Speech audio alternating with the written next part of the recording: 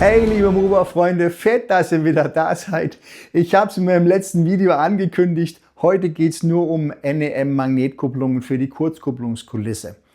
Ich habe keine Kosten und Mühen gescheut, um euch heute mal einen umfassenden Überblick über die Spur N und die möglichen Magnetkupplungen zu geben.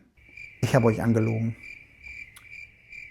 Ich habe Kosten und Mühen gescheut. Mich hat das früher immer ständig genervt, wenn die Hakenkupplung irgendwo abgekuppelt ist, an einem Absatz oder an einer Weiche ausgekuppelt ist und man musste dann unter der Anlage rumkriechen und die 4 verlorenen Wagen irgendwo aus der Ecke rausziehen mit einem Stab oder was weiß ich oder mit einer langen Hand irgendwo rausfummeln. Leute, das ist doch Bullshit. Das geht besser. Ich habe dann ein paar ausprobiert, ein paar Kupplungsmechaniken, die es so gibt. Ich habe auch Magnetkupplungen ausprobiert, die es auf dem Markt so gibt. Hat mich alles nicht richtig geflasht, weil das große Manko der Magnetkupplung oder der Kupplung generell ist der Wagenabstand. Ich hätte gerne diesen Wagenabstand und das war einfach nicht zu haben. Deswegen habe ich meine eigenen Kupplungen gemacht. Das sind die Gleis 1 Magnetkupplungen, passend für NEM-Schächte. Der große Vorteil meiner Kupplung ist tatsächlich, dass die Kupplungen auf die Wagen angepasst werden. Das heißt, jeder Wagen braucht seine spezielle Kupplungslänge, dass es passt. Die sind alle unterschiedlich. Ich zeige euch aber auch in dem Video, wie das funktioniert, wie man die anpasst. Aber Schluss mit dem Gelaber. Jetzt sehen wir die räudige Klauenkupplung mal in Action. Die geht natürlich hoch, wenn man die zusammenschiebt, und immer genau dann, wenn man keinen Platz hat oder keine Zeit oder keine Lust hat, dann passiert das irgendwo, irgendwann. Der Wagenabstand ist auch aus der Hölle. Vorbildgerecht ist tatsächlich ein bisschen anders. Aber es ist gar nicht so schwer, das zu verbessern. Man legt den Wagen auf eine weiche Unterlage, zieht die Klauenkupplung zum Wagenende hin vorsichtig ab, das klickt dann schön, nimmt eine passende, in dem Fall 13 mm lange NEM-Magnetkupplung, setzt die vorne an. Ich nehme hinten immer so einen Elektroschraubenzieher, so einen Prüfschraubenzieher, drücke dagegen, bis es schön Klick macht. Die Länge der Kupplung sollte ungefähr der Länge des Gummiwulstes entsprechen. Wenn man von der Seite sieht, sieht man das ganz gut. Das sind in dem Fall bei diesem Wagen genau 13 mm. Die Kupplungslänge muss unbedingt auf den Wagen angepasst werden und nicht auf den Abstand zwischen zwei Wagen, denn sonst wird das nichts, wenn man nachher auch andere Wagen dazu kuppeln will. Um die exakte Kupplungslänge herauszukriegen, sollte man unbedingt zwei Wagen aus der gleichen Serie nehmen, die mit der jeweiligen passenden Kupplung ausgerüstet sind. Und dann sieht man relativ schnell, ob die Wagen perfekt kuppeln oder nicht. Hier sieht man leider, dass die Wagen sich oben an dem Falkenbalg ganz minimal berühren und deswegen kein komplett geschlossenes Bild abgeben. Ein bisschen Spiel muss allerdings auch sein zwischen den Wagen, das heißt, die Wagen sollten sich gerade so berühren, aber auf keinen Fall sollte es zu eng sein, dass die Wagen kein Spiel mehr haben. Weil sonst wird es in den Kurven zu eng und die Wagen drücken sich dann aus den Kurven teilweise raus. Hier mal ein Blick auf meine legendäre Teststrecke R2 und R1.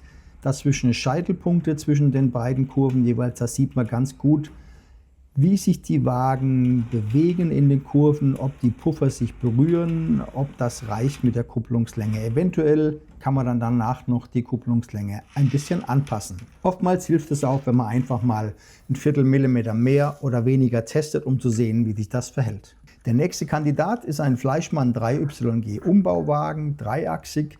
Und die sind ja im Original immer als Doppelwagen gelaufen, fest gekuppelt, um höhere Geschwindigkeiten fahren zu können. Hier auch einfach die Klauenkupplung abziehen. Das System ist eigentlich immer das gleiche und auch in dem Fall die 13 mm Magnetkupplung einsetzen. Mit meinem legendären Elektroschraubenzieher hinten dran dagegen drücken, dann klickt es ganz gut und das war's auch schon. Auch hier nochmal checken, ob die Kupplung erstmal ungefähr mit dem Falkenbalg oder Gummiwulst in dem Fall übereinstimmt, ob es knapp über die Puffer drüber geht. Das ist so eine grobe Richtlinie fürs Erste. Den zweiten Test, den endgültigen Test, sieht man, wenn man den Wagen dann auf die Strecke stellt, neben einen anderen ähnlichen Wagen mit der gleichen Kupplung. Und hier sieht man, die berühren sich ganz, ganz leicht. Bei den 3YG-Wagen ist es allerdings so, dass die oben am Dach einen kleinen Zapfen haben und wenn man die noch enger kuppelt, dann bleibt der Zapfen in R2 aneinander hängen. Die Rocco 4YG-Wagen, da sieht man jetzt ganz gut, was passiert, wenn die Kupplungen einmal etwas nach unten stehen, einmal nach oben stehen. Das hält zwar aufs Erste, aber in der ersten Weiche oder im ersten Absatz, schwupp, gehen die Wagen auseinander. Macht keinen Spaß und der Wagenabstand, naja, sagen wir nichts dazu. Und auch hier mal schwupps den Wagen umgerüstet, in dem Fall auf 13,2 mm Magnetkupplungen. Und diese Wagen, da sieht man es ganz gut, das fittet richtig gut. Da muss ein bisschen Spiel zwischendrin sein für die Kurven. Ganz enger, also enger geht es eigentlich in dem Fall nicht, weil sonst entkuppeln die Wagen in den Kurven. Manchmal ist auch der Faltenbalg ein bisschen schräg oder auch gar nicht richtig eingedrückt. Dann passt das auch nicht richtig zusammen. In dem Fall hilft es, wenn man die Faltenbälte mal kurz rausnimmt, ein bisschen ordentlich einsetzt und dann sieht es auch schöner aus. Auf meiner Homepage www.gleis1.shop findet ihr eine Referenzliste mit den Wagen, die ich bisher mit Magnetkupplungen ausgerüstet habe und die meinen Testkreis bestanden haben. Bevor man jetzt aber viele Wagen umrüstet, erstmal testen, macht die Kupplung rein, prüft es bei euch auf der Anlage, wie sie durch eure Radien fährt, weil das kann in jeder Situation anders sein. Ob da ein kleiner Knick drin ist, ob da eine Steigung ist oder ein Gefälle oder eine schwierige Weiche. Einfach reinmachen, probieren und wenn nötig gegen eine längere oder kürzere Kupplung tauschen. Hier ist als weiteres Beispiel die SBB Doppelstockwagen von Hobbytrain, die auch mit einer 12,5 mm Kupplung perfekt zusammenpassen. Bei den schönen Brava Twindex IC2 Wagen sieht das tatsächlich mit der Originalkupplung auch ein bisschen seltsam aus. Das passt einfach nicht. Da hat man so teure Wagen, so viel Geld dafür bezahlt und dann passt die Optik einfach nicht. Und außerdem dieses Rumgewabbel in der Kupplung, das ist einfach mies. 12,5 mm Magnetkupplung rein, passt. Und auch der Wagenabstand, das Schwubbeln ist plötzlich weg. Die Wagen fahren viel sanfter im Zugverband an und stoppen auch viel vorbildgerechter. Auch das Entkuppeln der Wagen geht viel einfacher. Man muss nichts mehr anheben, nichts rausfummeln mit einem Zahnstocher oder mit einer Pinzette oder irgendwas. Einfach sanft dran ziehen und dann läuft's. Aber bevor wir jetzt gleich einen Monsterzug aus allen Magnetkupplungswagen zusammensetzen, hier mal kurz die 10 Facts zur Gleis 1 Magnetkupplung. Fakt 1, Upgrade-Optik, deutlich filigraner als die klobigen Standardklauen. Fakt 2, Plug and Play, einfach die Wagen zusammenschieben, nichts ausrichten, nichts einhaken. Fakt 3, easy Trennung, Wagen einfach wegziehen, ohne Gefummel oder den Zug aus den Schienen zu heben. Fakt 4, butterweicher Lauf, sanftes Anfahren und Abbremsen ohne Ruckeln und Wackeln im Zugverband. Fakt 5, Silent Mode, kein nerviges Plastikklappern der Kupplungen, der Zug fährt deutlich ruhiger. Fakt 6, Kurvenflow, maximale Beweglichkeit in Radien ohne hässliches Verhaken. Fakt 7, Höhencheck, die Kupplung gleicht unterschiedliche Kupplungshöhen locker aus. Fakt 8, Crashschutz, Einzelwagen gleisen sich oft selbst wieder ein, statt den ganzen Zug mitzureißen. Fakt 9, und das ist für mich eines der wichtigen Fakten, betriebssicher, keine gottlosen Entkupplungen mehr bei Weichen oder Absätzen. Und jetzt zum Monster Fact 10, realistisches Bild. Die Kupplungen ermöglichen einen extrem engen, vorbildgerechten Wagenabstand und somit deutlich mehr Spaß an der Moba als mit den Hakenkupplungen. Und um die ganzen Wagen und die Magnetkupplungen jetzt mal im praktischen Alltagstest zu sehen, habe ich beschlossen, alle Wagen, die mir gerade in die Hände gefallen sind, einfach mal hintereinander aufzugleisen. Angefangen mit dem Minitrix Interregio-Wagen DEM mit 13,5, dem Fleischmann Doppelstock Regio mit 12,7, den Fleischmann Mitteleinstiegswagen mit 13 mm, der Minitrix BPMZ Intercity-Wagen mit 13,2, der Fleischmann SBB Einheitswagen 4 mit 13,2 mm, der Pico X Corey-Wagen mit 13,5 mm, der Hobbytrain Railjet der ÖBB mit 14,5 mm und gleich noch ein Hobbytrain, der SBB IC 2020 mit 12,5 mm. Dann kommt der Minitrix TRI Wagen, ein XN-Wagen oder immer noch N-Wagen, früher Silberling, heute für TRI im Einsatz mit 14 mm. Der Pico N-Wagen, Silberling mit 13,2 mm. Der Rocco 4YG-Wagen, den wir eben schon gesehen haben, mit 13,2 mm. Der Jägerndörfer City Shuttle der ÖBB mit 15 mm. Der Arnold Mistral 69 Wagen mit 13,7 mm. Der Fleischmann 3YG zwischendrin mit 13 mm.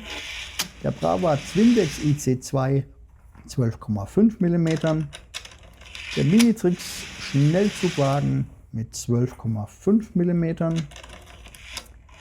Der ÖBB Eurofima Wagen von ASM mit 13,2 mm.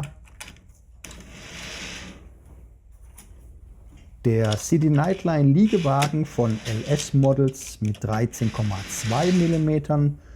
Und zum Abschluss der Minitrix M-Wagen mit 13 mm.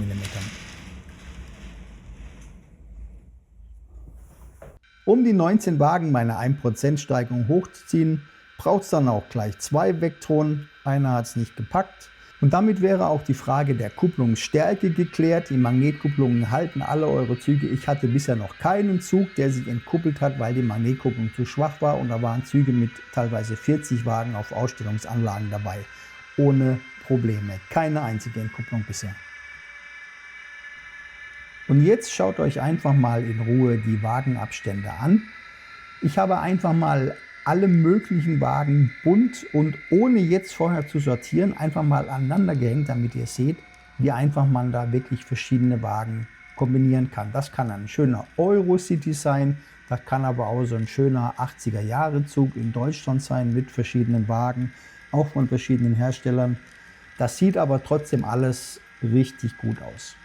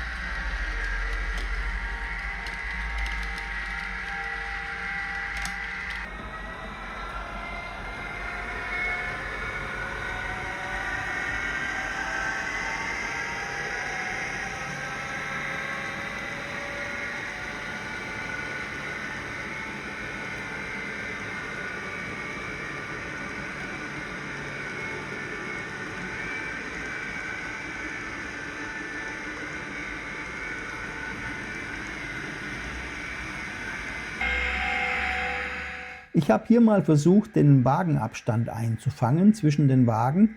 Ich habe hier auch mal einen Pfeil eingezeichnet. An der Stelle seht ihr eigentlich ganz gut, wo der Lichtspalt zwischen den Wagen zu sehen ist. Der ist, wie gesagt, es geht nicht immer ganz. Es geht bei manchen Wagen ganz, manchen Wagen verhindert es auch die Kupplungskulisse, dass man eben enger zusammen kann. Das ist wirklich eine Jagd bei jedem Wagen nach dem richtigen Maß. Wenn ihr aber so ein paar Kupplungen habt, sagen wir mal 13,2, 13,5, 13,7, 14, dann könnt ihr eigentlich alle Wagen durchtesten und ihr findet für jeden Wagen wahrscheinlich eine richtige passende Kupplung.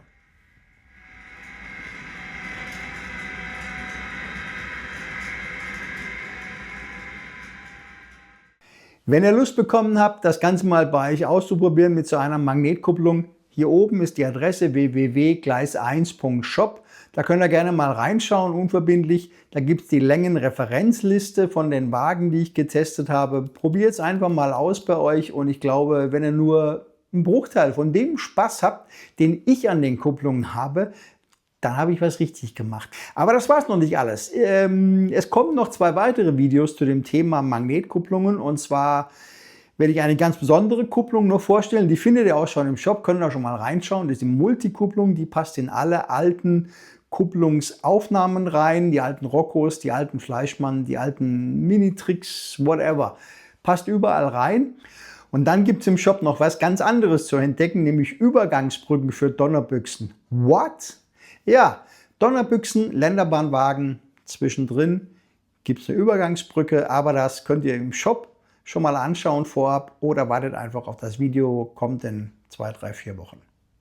Danke euch und ich freue mich, euch im Shop zu sehen.